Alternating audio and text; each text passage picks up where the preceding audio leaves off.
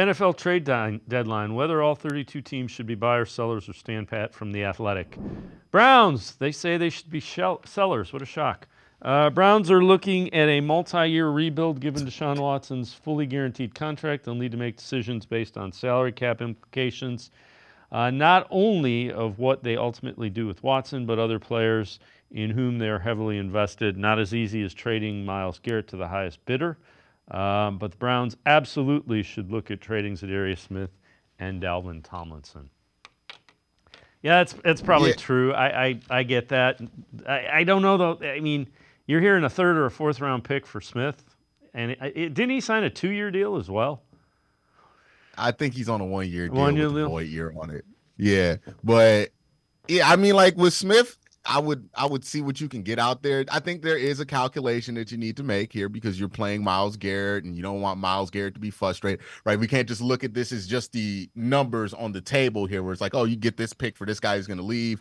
There's also the consideration of, hey, how's that going to affect Myles Garrett? Is that going to piss him or make him angry? Is that going to put him in a bad situation? Or is that going to put him in a situation where his injuries can get worse because you're asking him to do more?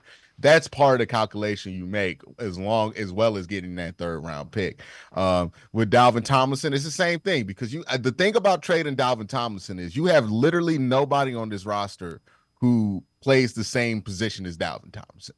So if you trade him, what are you doing to replace that functionally for your defense? And if you take those pieces away, what you can get is maybe you will get a third round pick, maybe you will get a fourth round pick, but maybe JOK gets injured because he's in a line of fire that he probably shouldn't be because there's not competent defensive tackle or edge play. That's a thing that I don't think enough people consider when they think about trading off all of these guys. And I think it's something that the Browns really need to consider is like, okay, there's trying to get the most out of what you can sell off, but what is going to be the consequence on the field of that? And are we going to put some key players that we want to be here for a long time and healthy for a long time with this team in a line of fire that they really shouldn't be? And is that going to cause them to get injured?